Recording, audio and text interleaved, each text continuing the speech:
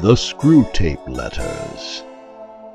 Letters from a Senior to a Junior Devil by C.S. Lewis. Narrated by Daniel Bristol.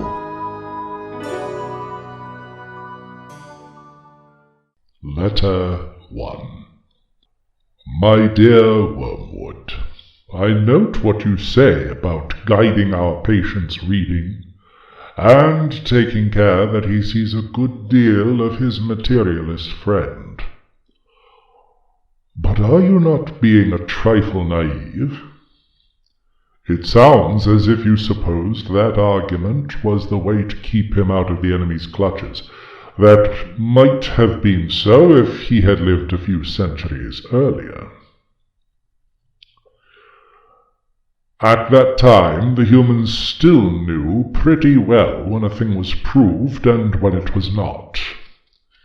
And if it was proved, they really believed it. They still connected thinking with doing and were prepared to alter their way of life as the result of a chain of reasoning.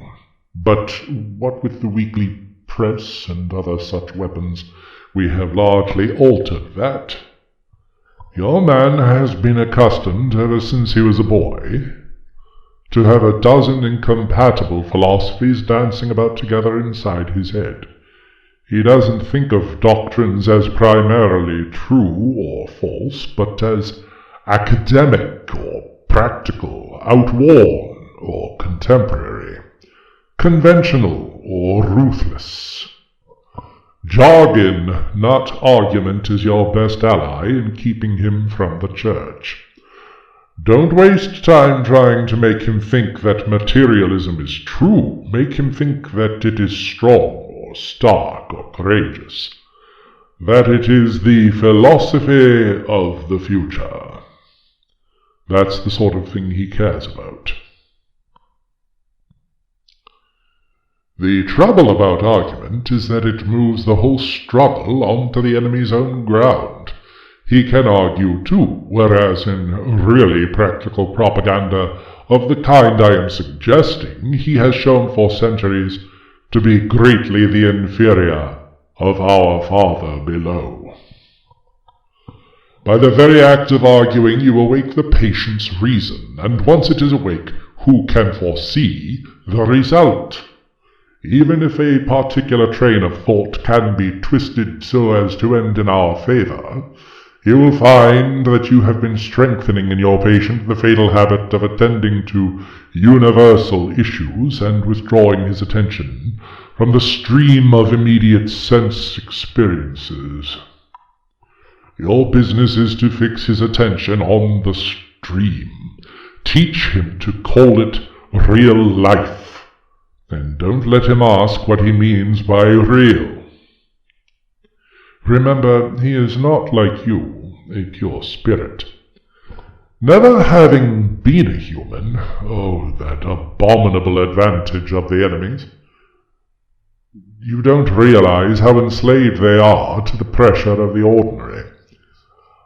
I once had a patient, a sound atheist, who used to read in the British Museum. One day as he sat reading, I saw a train of thought in his mind beginning to go the wrong way. The enemy, of course, was at his elbow in a moment. Before I knew where I was, I saw my 20 years' work beginning to totter. If I had lost my head and begun to attempt a defense by argument, I should have been undone. But I was not such a fool.